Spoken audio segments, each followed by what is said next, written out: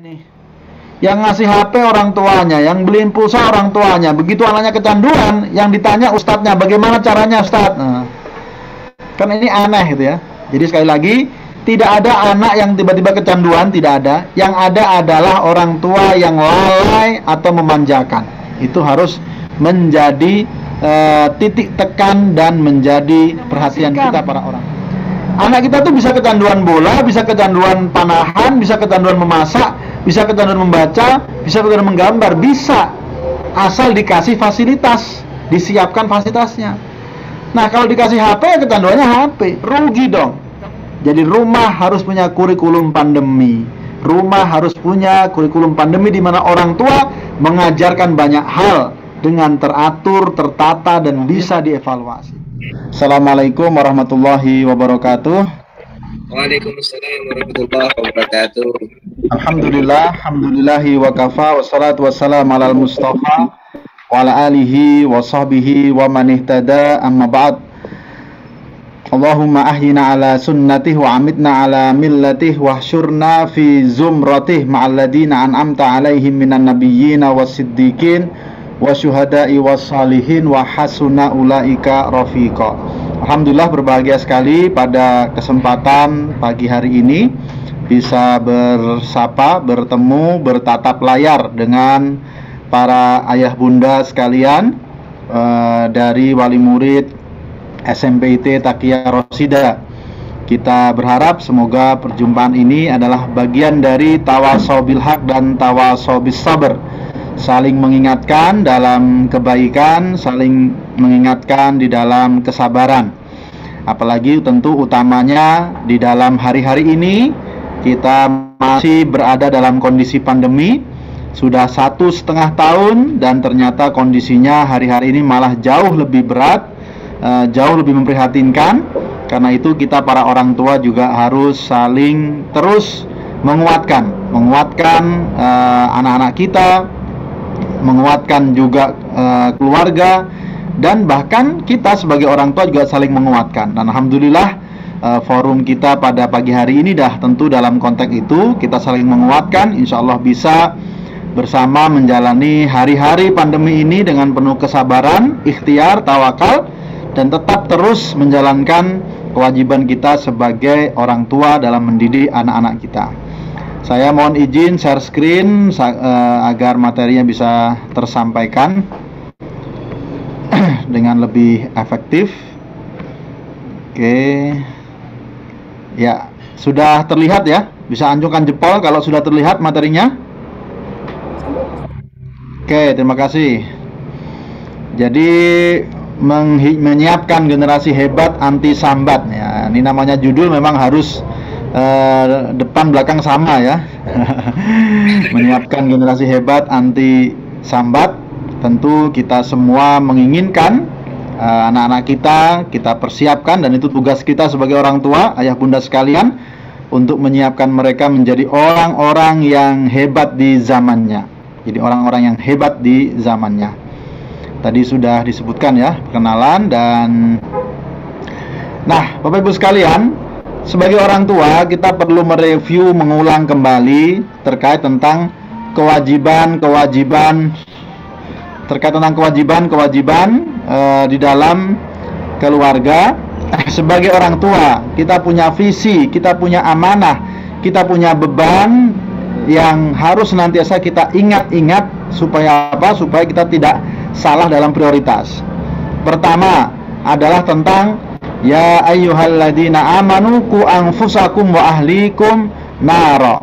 Wahai orang-orang yang beriman, peliharalah dirimu dan keluargamu dari api neraka. Nah, ini adalah tugas utama dan pertama para orang tua, yaitu apa? Menjadikan benar-benar ya, memastikan bahwa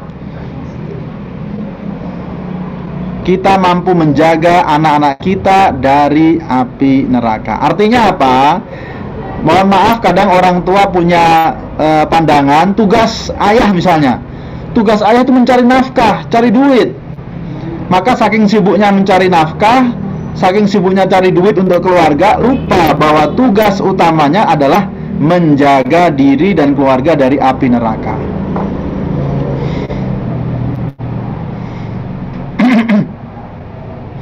Jadi jangan sampai ada para orang tua yang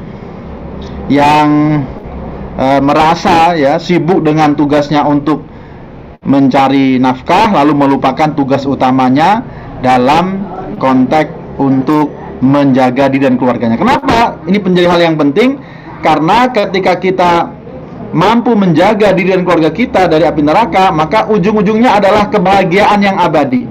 Disebutkan dalam surat Ar-Ra'd ya. Siapa sih yang nggak mau reunian? Siapa sih yang nggak mau berkumpul bersama orang-orang tercinta? Dan itu disiapkan keluarga itu dikatakan jannatu adn yadkhulunaha wa man shalaha min abaihim wa azwajihim wa dzurriyyatihim. Ya, bahwa ada peluang untuk berkumpul bersama keluarga tercinta di surga kelak, di jannatu adn. Nah, inilah hal yang harus kita sadari bahwa tugas kita adalah untuk bisa membawa keluarga reuni bareng-bareng di surga nanti. Lebaran kemarin ketika kita nggak mudik itu sedih ya.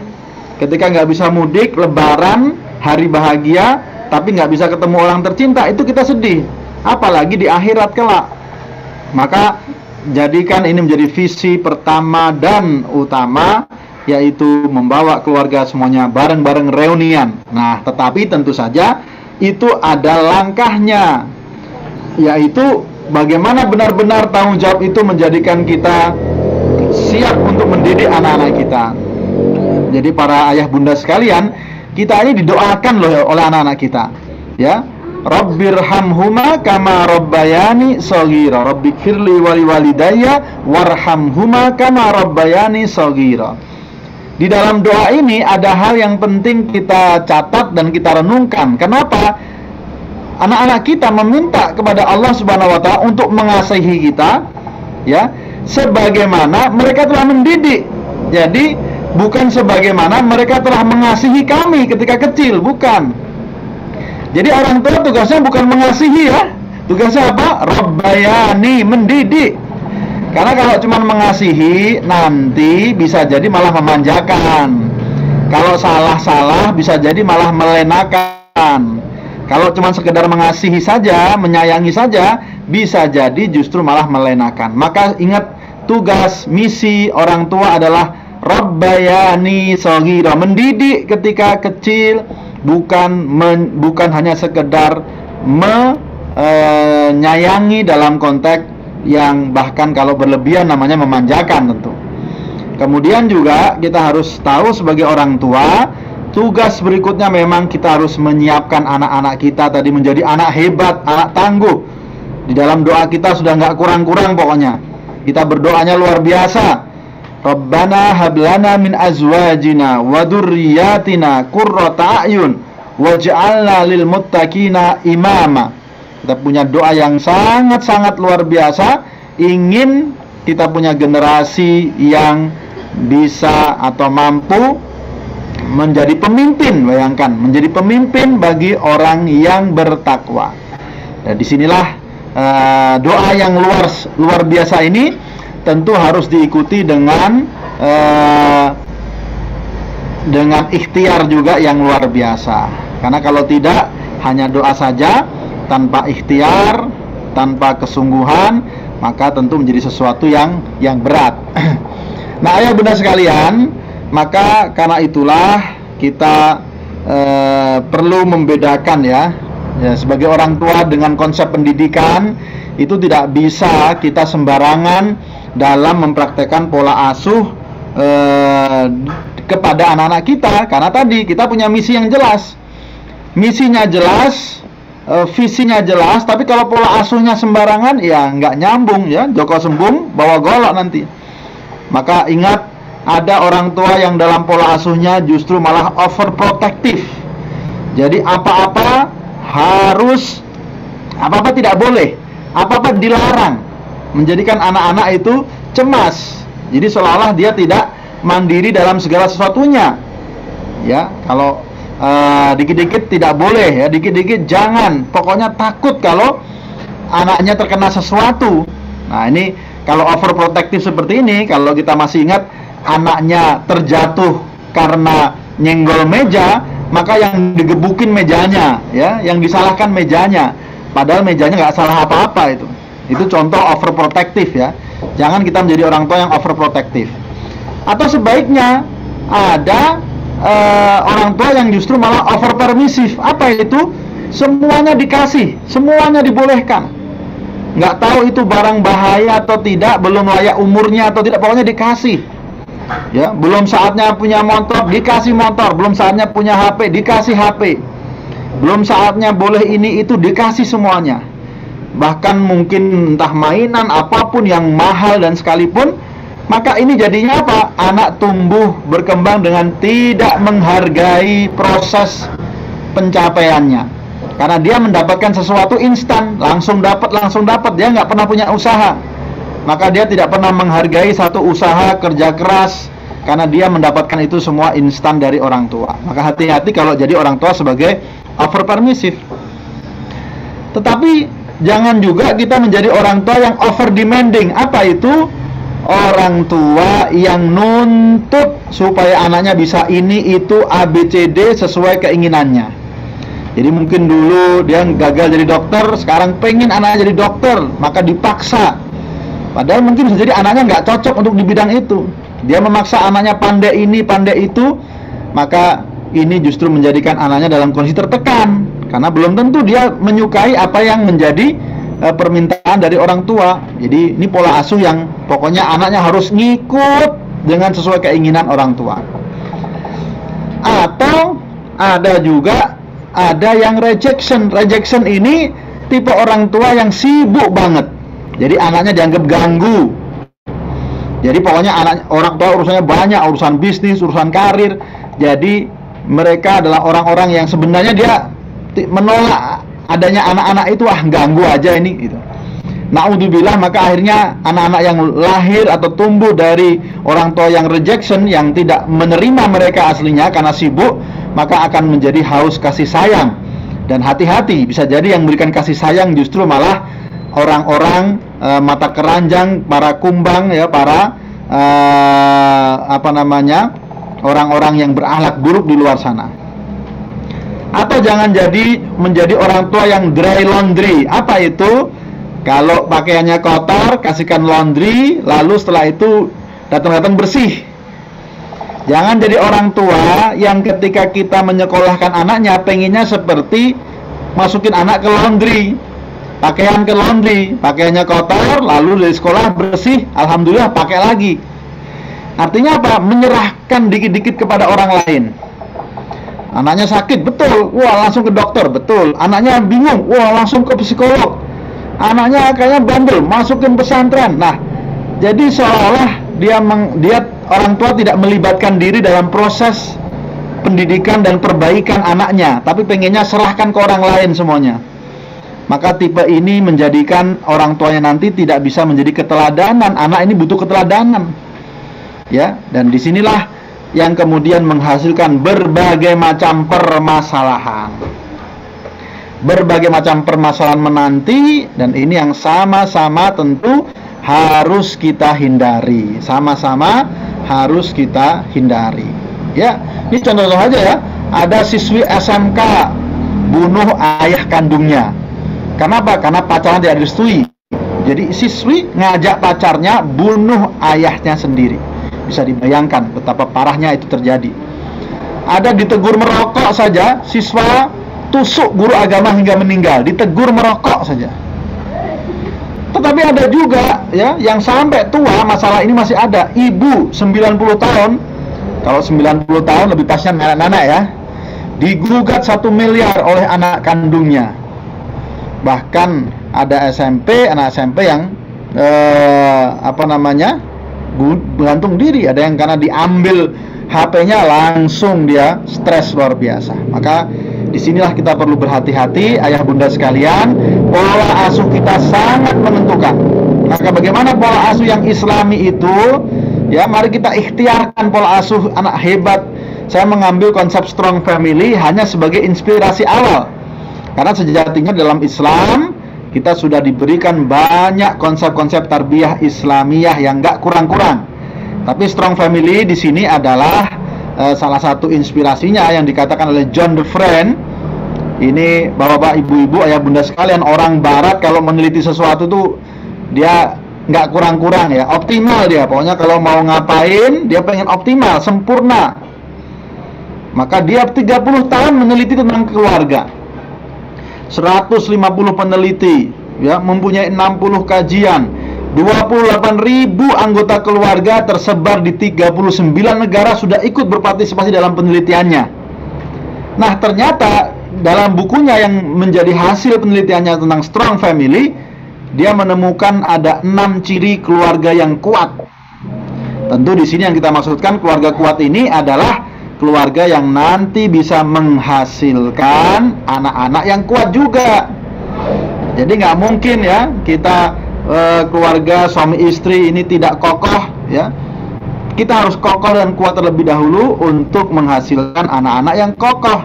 Jadi dari 30 tahun penelitian itu, dari 30 tahun penelitian ternyata dikatakan mereka menyimpulkan ada 6 ciri keluarga kuat. Nah, bagaimana ciri keluarga kuat? Kita lihat. Tapi saya tidak ambil dari sini semuanya, tetapi ternyata ini konteksnya ya.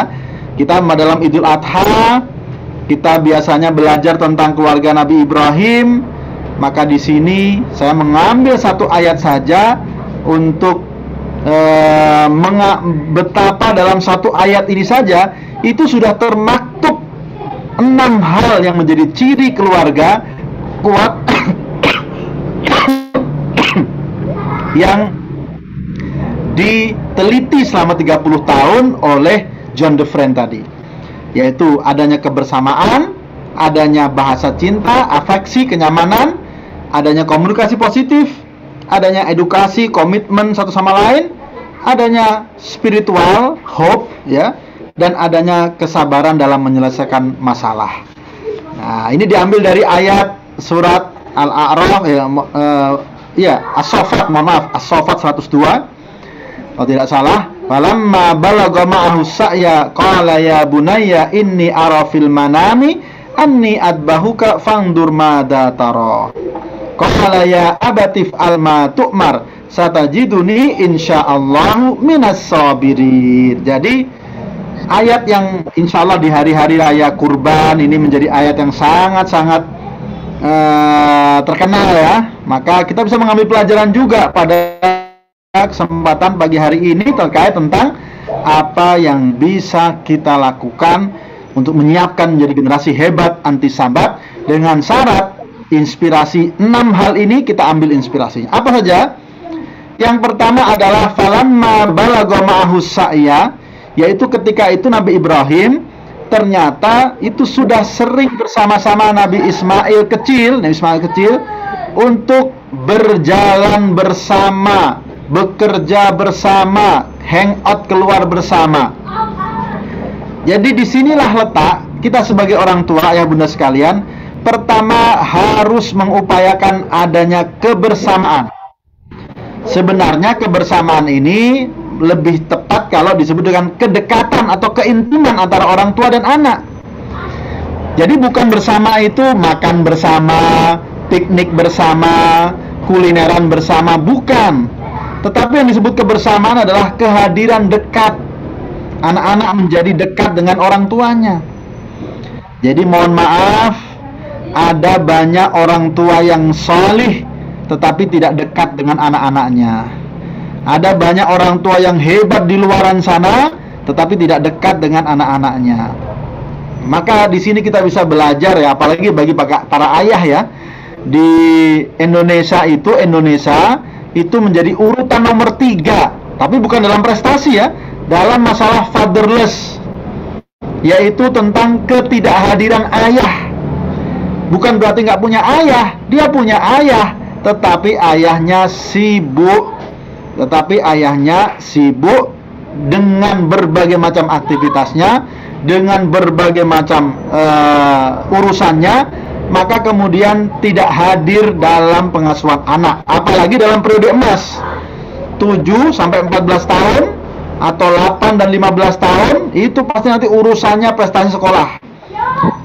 Anak bisa sulit konsentrasi, ya, tidak mau belajar. Kenapa? Tidak ada dukungan dari sang ayah, dicuekin oleh sang ayah. Ada lagi yang lebih parah, sang ayah atau orang tua mewakilkan kehadirannya dengan mainan misalnya. Wah, dibelikan mainan, HP, robot, PS5 dengan berharap supaya anaknya seneng. Sekarang itu hal yang tidak tepat. Ayah bunda sekalian, yang dicari oleh anak-anak kita adalah bermain bersama ayahnya, bukan mainan. Bermain bersama orang tuanya, bukan mainannya, tetapi bermainnya. Maka sekali lagi, kebersamaan, kedekatan, keintiman harus diupayakan. Ustadz, kalau anaknya banyak, betul. Kalau anaknya banyak, itu bukan berarti harus bareng-bareng 5 orang diajak pergi, enggak. Sebagaimana Nabi Ibrahim dan Ismail satu-satu harus dekat. Ini kalau orang tua itu memilih jadi guru atau dosen, jadilah dosen seperti dosen pembimbing skripsi. Satu-satu dekat. Kalau cuman guru atau dosen di kelas, maka hanya taunya cuman sekedar tahu, tetapi tidak mendalam. Jangan kita menjadi orang tua yang hanya sekedar tahu terkait anaknya, tapi tidak mendalam. Maka saya usulkan ya, setiap kita orang tua harus mengagendakan waktu-waktu khusus untuk anak per anak. Bukan bareng-bareng ya, bareng-bareng itu biasa ya, makan bareng, jalan-jalan bareng, belanja bareng, wisata bareng ya. Apalagi kalau nggak pandemi itu biasa. Tapi yang di sini maksud adalah dekat bersama, itu dekat dengan anak pertama, dekat dengan anak kedua, dekat, mempunyai momentum untuk curhat, mempunyai momentum untuk ngobrol. Ini adalah kedekatan yang saya maksud dengan kebersamaan. Ini harus diupayakan oleh para orang tua. Kemudian yang berikutnya adalah yang kedua, tentang bahasa cinta. Kalau dalam ayat ini dibahasakan bagaimana Nabi Ibrahim memanggil Ismail dengan ya bunayya.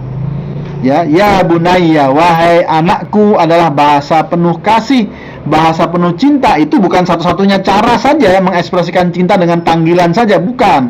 Tetapi ini yang saya ambil adalah bagaimana dalam satu keluarga kuat itu harus mampu menghadirkan ekspresi-ekspresi bahasa-bahasa cinta yang sehingga menghadirkan kenyamanan dari keluarga itu. Jadi pulang itu senang. Anak-anak ya, orang tua pulang senang, jelas. Anak-anak pulang juga senang kalau memang dia pas dalam kondisi tidak pembelajaran daring misalnya. Maka di rumah harus menjadi keluarga yang memproduksi cinta. Ingat dalam hadis, mal la yarham la yurham. Siapa yang tidak bisa mengasihi ya nggak cocok untuk dikasihi. Nah di sini mungkin yang kita perlukan, mohon maaf kalau ada suami istri yang masih senantiasa mungkin belum akur, belum rukun satu sama lain, maka yang pertama harus diperhatikan dan diselesaikan adalah masalah antara suami istri. Kalau suami istrinya nggak romantis, nggak harmonis, apalagi sering rame, sering bertengkar di depan anak-anak, maka tentu anak-anak tidak akan nyaman. Kalau tidak ada nyaman, berarti dia terteror, tertekan. Kalau tertekan, berarti dia tidak enjoy dalam belajar. Maka selalu saya tekankan bagi para orang tua, harmoniskan dulu. Ya, bagi para orang tua harus kompak dulu. Harus ada tanggung jawab bersama. Jangan sampai, mohon maaf, bapaknya mengatakan, Bu, urusan rumah ibu, urusan duit saya. Nggak boleh seperti itu. Ya, semuanya mempunyai tanggung jawab, mempunyai wewenang. Ya, kalau ada yang mengatakan al-ummu madrasatun, ibu adalah sekolah, iya, tapi ayah adalah ketua yayasannya. Ya, jadi lebih berat lagi dan tentu harus diperhatikan dalam masalah ini. Jadi memberikan cinta baik antara suami istri jelas harus harmonis, harus romantis. Termasuk dalam konteks ini adalah antara ayah dan anaknya. Ya, berikan bahasa cinta yang membuat mereka nyaman. Itulah kenapa dikatakan ada super dad, ya. Super dad itu adalah bahwa ayah itu harus menjadi superhero pertama bagi anak laki-laki, dan ayah itu harus menjadi first love-nya anak perempuan. Apalagi di usia-usia mau SMP ini ya, harus jelas. Kenapa ayah menjadi super dad? Karena ayah di tengah kesibukannya harus dia mengajarkan kepada anak laki-laki tentang pekerjaan-pekerjaan laki-laki, tentang sifat-sifat laki-laki, tentang keberanian-keberanian dan ketegasan. Harus berani, misalnya nyari tikus ya, atau kalau di rumah ya berburu tikus, atau mengambil bangkai tikus ya, atau hal lainnya, memompa sepeda, kemudian ke bengkel, merapikan apa-apa yang bisa dirapikan, buang sampah dan seterusnya, atau terkait dengan bener-benerin sesuatu di rumah dan lain sebagainya. Disinilah ayah harus memperkenalkan tanggung jawab kepada anak laki-laki untuk menjadi laki-laki. Tapi sisi yang lain, ayah juga harus romantis, harus dekat, harus lembut kepada anak gadisnya, supaya anak gadisnya itu tertarik dan mencurahkan kasih sayangnya begitu dekat. Bahasa cinta ayah kepada sang gadis bisa jadi dengan pelukan, dipangku, dibelai, ya, banyak hal. Tetapi itulah contoh-contoh ekspresi cinta seorang ayah kepada sang gadis. Sehingga apa? Penelitian atau psikolog mengatakan kalau sang gadis ini bisa mencurahkan kasih sayangnya dan cinta pertamanya kepada sang ayah, dia akan tumbuh dengan perasaan menjaga diri dan kehormatannya. Sebaliknya, seorang gadis yang tidak pernah dekat kepada ayahnya, maka dia akan tumbuh dengan mencari ketertarikan dengan lawan jenisnya, atau menjadi orang yang genit ya. Menjadi orang yang genit, naudzubillah summa naudzubillah. Jadi yang kedua yaitu bagaimana adanya bahasa cinta, afeksi, bahwa rumah harus memproduksi kenyamanan satu sama lain. Kemudian yang ketiga adalah komunikasi positif, cara kita berkomunikasi sebagai orang tua. Kita ambil kembali pelajaran dari ayat ini. Kita tahu ya, ayat ini tentang Nabi Ibrahim menceritakan perintah dari Allah untuk menyembelih si anak, si Ismail. Tetapi Nabi Ibrahim, walaupun dia seseorang yang kalau seandainya dia nggak bilang-bilang, kalau seandainya dia langsung mengeksekusi, nggak ada yang protes. Atau kalaupun dia bilang sambil mengatakan, kamu saya sembelih ya, itu kira-kira masih orang mungkin maklum. Kenapa? Karena di sini ada perbedaan jauh antara Nabi Ibrahim dan Ismail. Pertama, Nabi Ibrahim usianya tua sekali, senior sekali. Ismail masih 15 tahun. Nabi Ibrahim seorang nabi, Ismail bocah. Nabi Ibrahim ayah, Ismail masih anaknya. Jadi kalau seandainya mau diktator pun, mau otoriter, mungkin nggak ada yang protes. Tapi ingat apa kata Nabi Ibrahim? Fandur mada tara, wahai anakku, aku melihat dalam mimpiku, aku menyembelihmu. Fandur mada tara, bagaimana pendapatmu? Maka di sini ada ungkapan fandur mada tara, bagaimana pendapatmu? Inilah bentuk komunikasi positif. Kenapa? Karena banyak orang tua yang dalam berkomunikasi itu menggunakan cara komunikasi yang investigatif atau otoriter. Pokoknya harus ini, pokoknya harus ini. Orang tua kalau sudah pokoknya ya seolah-olah itu selesai. Atau ada juga orang tua yang dalam komunikasi itu dia nggak banyak tanya, tapi sekali nanya atau dia menanyakan sesuatu yang selalu berulang-ulang, di mana para anak-anak nggak semangat menjawabnya. Nanyanya sudah makan belum, sudah sholat belum, sudah belajar belum, sudah mandi belum, sudah ngerjain PR belum. Ini anaknya ditanya, jawabnya pun nggak semangat ya. Karena seperti orang diinvestigasi, seperti tawanan ya, ditanyain oleh sipir penjara. Maka sekali lagi, buatlah pertanyaan-pertanyaan komunikatif yang menjadikan anak kita semangat di dalam menjawabnya. Misalnya, kita tanya fandur mada taro. Kita hari ini mau masak apa ya? kita hari ini mau merapikan rumah bagian mana ya? Bagaimana, ceritakan dong tentang temanmu yang asik itu bagaimana? Ya, bagaimana sih buku atau tema yang menurutmu itu asik? Kenapa kamu suka dengan hal ini? Ini adalah pertanyaan-pertanyaan yang memancing dia membalas dan menjawab dengan penuh semangat. Tapi kalau kita sebagai orang tua hanya bisa mengatakan sudah makan belum, sudah ngaji belum, sudah mandi belum, maka itulah komunikasi kita adalah komunikasi yang tidak tepat dan tidak menghasilkan kedekatan. Maka bagi para orang tua, hati-hati dengan komunikasi. Dan itu bukan hanya secara langsung, bisa lewat HP, lewat telepon, lewat WA atau apapun ya, tetapi kita perlu menjaga komunikasi yang lebih baik kepada anak-anak kita. Kemudian yang berikutnya adalah yang keempat, edukasi. Apa maksudnya dikasih? Ada komitmen. Komitmen di sini karena sama-sama sudah paham. Kenapa di sini?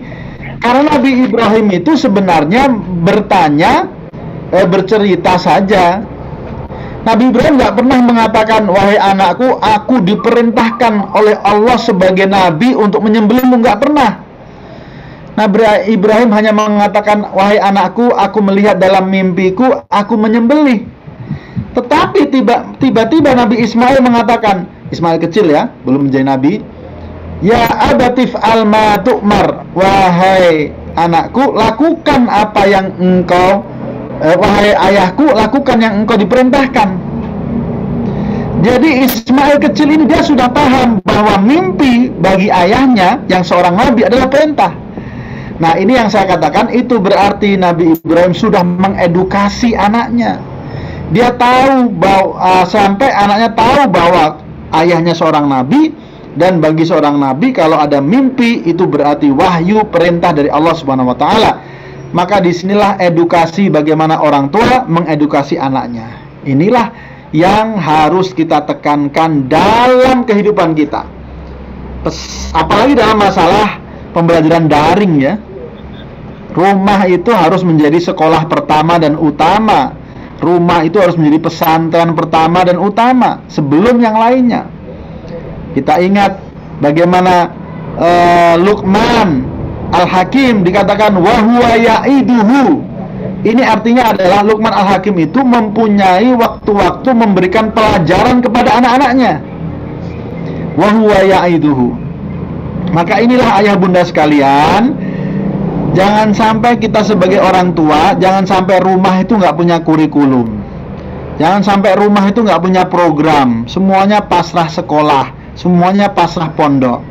Sekali lagi, orang tua harus mampu mengedukasi. Dialah guru pertama yang tugasnya yatlu alaihim ayatihi wa yuzakihim wa yu'allimuhumul kitab wal hikmah wa in kanu min qablu lafi dhalalim mubin. Jadi tetap saja harus ada edukasi, tarbiyah orang tua sesuai kemampuan orang tua, tetapi harus ada program di rumah itu.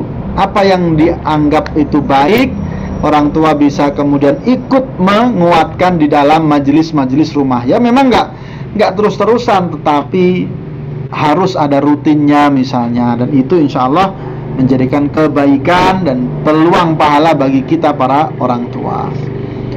Kemudian kita lihat ya di dalam kurikulumnya surat Luqman itu ya, bagaimana kurikulum Luqman Al-Hakim itu total lengkap. Akidahnya ada, akhlaknya ada, ibadahnya ada, membuat tentang emotional questionnya juga ada, supaya nggak boleh sombong, supaya sabar.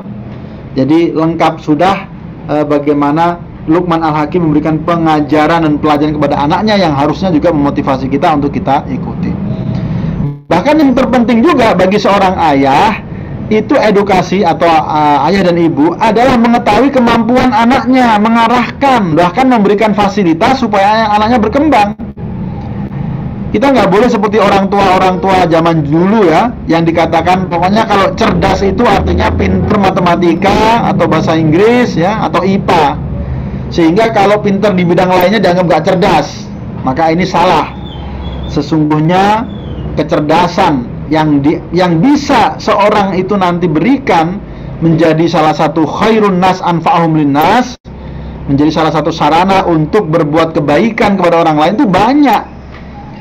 Ibnu Abbas, ya, oleh Rasulullah dikatakan Allahumma faqihu fid din wa 'allimhu ta'wil, diberikan dan diarahkan supaya bisa menekuni ilmu tafsir. Kita masih ingat bagaimana Rio Haryanto, ya, Rio Haryanto pembalap, dia seorang muslim, dia bahkan punya pesantren juga untuk disantuni, ya, secara rutin. Dia itu kan sebenarnya hobinya kebut-kebutan, ya, hobi yang kelihatannya negatif. Seandainya sang ayah tidak menemukan dan tidak menghargai potensi ini, bisa jadi Rio Haryanto hanya berakhir di rumah sakit atau di kantor polisi dengan kebut-kebutannya itu. Tapi ternyata sang ayah memahami, mengarahkan, memberikan fasilitas, lalu jadilah dia pembalap muslim terkenal. Nah, ini satu contoh saja, ya. Jadi orang tua mohon edukasi, mengarahkan dan menemukan apa sih bakat minat anak-anaknya, lalu diarahkan. Jangan sampai menjadi orang tua yang tadi over demand, pesen terus, kamu ini harus jadi ini, kamu ini harus begini, tapi dia tidak mengetahui apa yang disukai dan apa yang menjadikan anak-anaknya ringan. Maka ini harus kita berhati-hati dan kita perlu lihat konteksnya. Apapun, semua bidang itu membutuhkan semua bidang itu bisa bermanfaat, ya, bidang-bidang kebaikan. Anak kita mau pinter bahasa, mau pinter secara cerdas spasial, cerdas diri, semuanya ada, bisa kita telah lebih lanjut, ya, dalam kesempatan yang lainnya. Nah, kemudian yang berikutnya adalah insya Allah. Kalimat insya Allah menunjukkan dalam satu keluarga yang kokoh, keluarga yang tangguh, tetap saja semuanya diserahkan kepada Allah Subhanahu wa taala, ada harapan, ada keterikatan dengan Allah Subhanahu wa taala. Itu yang dikatakan di dalam John DeFriend tadi, spiritualitas. Keluarga yang kokoh itu punya tingkat spiritualitas tinggi. Kalau bahasa kita adalah takwanya bagus, maka dikatakan wal yakhshal ladina law taraku min khalfihim dzurriyyatan di'afan khafu alaihim. Jadi kalau kita takut meninggalkan generasi yang lemah, maka kuncinya adalah falyattaqullah, bertakwalah kepada Allah. Ini adalah kunci sehingga menjadikan kita benar-benar harus memastikan anak-anak kita sudah sejak awal kita didik untuk dalam kondisi ketakwaan. Jadi bekal macam-macam, yang paling baik adalah bekal takwa. Jadi buat para orang tua, menjadikan anak kita semangat sholat, semangat ngaji, semangat puasa itu sudah prestasi luar biasa. Semangat baca Quran, karena itulah sebaik-baik bekal. Baru nanti ditambahkan dengan skill-skill yang lainnya. Dan termasuk yang disebut bekal takwa itu bukan hanya kepada anak-anaknya, tetapi juga orang tua. Sejauh mana orang tua mendoakan anak-anaknya itu penting. Sejauh mana orang tua bisa menjadi teladan dalam spiritualitas. Ternyata anaknya suruh berjamaah di masjid, orang tuanya enggak. Anaknya suruh tilawah, ternyata orang tuanya enggak tilawah. Anaknya suruh menghafal Quran banyak-banyak, orang tuanya enggak hafal-hafal misalnya. Atau orang tuanya nggak mau nambah misalnya. Dan itu sesuatu yang harus dihindari. Sekali lagi, kalau kita sebagai orang tua saleh, insya Allah itu adalah sarana untuk menjadikan anak-anak kita terjaga dari godaan-godaan syaitan. Yang terakhir adalah bagaimana satu keluarga yang kuat, yang siap menyiapkan anak hebat, dia adalah keluarga yang sabar, yang kokoh, yang tangguh. Sabar kenapa? Karena pasti banyak ujian, pasti banyak permasalahan. Nggak mungkin nggak ada permasalahan. Contohnya permasalahan hari ini yang kita lihat dengan gadget misalnya, gegar budaya, semua kena fitnahnya. Bukan anak-anak, orang tua, bapak-bapak, mbah-mbah, semua kena fitnahnya. Maka disinilah keluarga tangguh itu keluarga yang mampu mengatasi dengan tadi penuh kesabaran. Apalagi kalau masalah gadget, ini semua orang terkena dan belum tentu semuanya tahu bahayanya. Orang baru tahu terkait tentang senengnya, manfaatnya, tapi belum semua menyadari bahayanya. Ya, ini yang harus kita hindari. Padahal bahayanya sudah nggak kurang-kurang, ya. Bahayanya dari sisi kejiwaan, hati-hati. Ya, perilaku gila dan mengerikan anak bondowoso yang kecanduan gadget, hati-hati. Ya, viral siswa bawa golok saat ambil HP yang disita. Bahkan kecanduan smartphone juga berakibat gangguan jiwa. Penelitian di Bristol University tahun 2010, penggunaan gadget meningkatkan risiko depresi, kecemasan, kurang atensi, autisme, ya, psikosis dan perilaku bermasalah lainnya. Sekali lagi, bahayanya luar biasa. Ada orang tua yang tahu bahaya tapi nggak mau membatasi. Secara fisik apalagi bikin obesitas, bikin speech delay, terlambat bicara, bahkan bisa jadi merusak anggota tubuh, ya. Jadi luar biasa, ini adalah hal-hal yang perlu kita sadari. Apalagi kalau kita bicara bahaya kontennya. Kontennya itu ketika pornografi, ada kekerasan, ada bullying, ada hoax. Bahkan kadang-kadang sifat imitasi gaya hidup yang dilihat adalah YouTuber sultan misalnya. Maka dia minta kepada orang tuanya supaya bisa beli seperti yang dibeli oleh para artis misalnya. Maka ini repot. Belum lagi kecanduan-kecanduan yang semuanya ini, sekali lagi, orang tua itu memang tugasnya berat. Tugasnya cuma dua. Apa sih? Keteladanan. Orang tua juga harus komitmen supaya jangan-jangan orang tuanya yang ngajari game. Jangan-jangan orang tuanya yang kecanduan juga. Jangan-jangan orang tuanya nggak bisa lepas dari HP. Maka keteladanan itu penting. Ketegasan, ya. Ketegasan, karena banyak orang tua yang lebay atau banyak orang tua yang abai, ya, sehingga anaknya pun menjadi anak yang generasi labil bahasanya, ya. Ketegasan, ada orang tua yang tahu bahwa gadget itu bahaya, tapi dia nggak bisa tegas dengan anaknya, sama aja. Ada yang nggak tahu kalau bahaya, lebih parah lagi. Jadi sampai ada ustadz di Jakarta yang marah-marah ini, yang ngasih HP orang tuanya, yang beliin pulsa orang tuanya. Begitu anaknya kecanduan, yang ditanya ustadznya, bagaimana caranya ustadz? Nah, kan ini aneh gitu ya. Jadi sekali lagi, tidak ada anak yang tiba-tiba kecanduan, tidak ada. Yang ada adalah orang tua yang lalai atau memanjakan. Itu harus menjadi titik tekan dan menjadi perhatian kita para orang tua. Lalu bagaimana caranya? Caranya sederhana, ya sama-sama kita kuatkan. Batasi kapan boleh, kapan nggak boleh, harus jelas sesuai dengan usianya. Imbangi ini penting ini bagi para orang tua. Imbangi itu artinya alihkan. Jangan semuanya HP. Dia harus dialihkan, dia harus diajari juga memanah, diajarkan main bola, diajarkan bersepeda, memasak, ya, menjahit dan lain sebagainya, supaya dia tahu bahwa yang mengasihkan itu bukan hanya HP. Banyak orang lain yang banyak hal lain yang mengasihkan. Anak kita tuh bisa kecanduan bola, bisa kecanduan panahan, bisa kecanduan memasak, bisa kecanduan membaca, bisa kecanduan menggambar, bisa, asal dikasih fasilitas, disiapkan fasilitasnya. Nah, kalau dikasih HP, ya kecanduannya HP. Kemudian manfaatkan, artinya kalau dalam usia-usia SMP, ya, apalagi ini para orang tua yang anak-anaknya SMP, itu sudah dalam batas, bukan hanya membatasi, mengimbangi, tetapi memang bisa mencari hal-hal yang bermanfaat dari internet itu. Tapi sekali lagi, ini membutuhkan kesiapan para orang tua. Nah, ayah bunda sekalian, jadi PR kita masih banyak, PR kita senantiasa ada. Apalagi di masa pandemi ini, saya hanya bisa berpesan, dalam pembelajaran daring harus ada sinergi orang tua dan sekolah.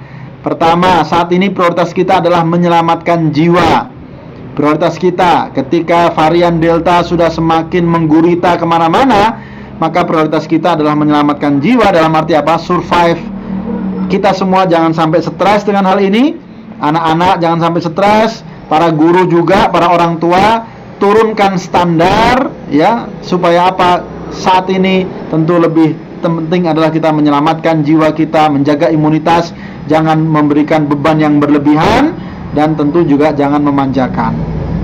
Dan jadikan pembelajaran itu pembelajaran yang menyenangkan, pembelajaran yang memang menjadi sesuatu yang bisa menghibur anak-anak kita sehingga imunitasnya bertambah. Jangan membuat pembelajaran yang ternyata justru malah menjemukan, dan ini adalah bagian dari tantangan kita juga sebagai pengajar. Dan juga kurikulum pandemi itu saya selalu bilang, orang tua itu harus punya kurikulum pandemi. Kenapa? 1,5 tahun bahkan 2 tahun, wallahu a'lam, kita tidak tahu. Masa anak-anak di rumah nggak belajar apapun dari orang tuanya? Masa nggak belajar masak? Masa nggak belajar membuat apa? Masa nggak belajar ini? Rugi dong. Jadi rumah harus punya kurikulum pandemi. rumah harus punya kurikulum pandemi di mana orang tua mengajarkan banyak hal dengan teratur, tertata, dan bisa dievaluasi. Demikian, semoga Allah Subhanahu wa taala mudahkan upaya kita untuk survive di masa pandemi ini. Ayah bunda sekalian, kita semua sama-sama punya beban yang sama. Semoga Allah mudahkan. Assalamualaikum warahmatullahi wabarakatuh. Waalaikumsalam warahmatullahi wabarakatuh. Waalaikumsalam warahmatullahi wabarakatuh. Terima kasih banyak. Syukran Ustaz Hatta Samsudin atas materinya yang luar biasa untuk kita semuanya, Bapak Ibu, pelajaran yang sangat berharga di kesempatan pagi hari ini.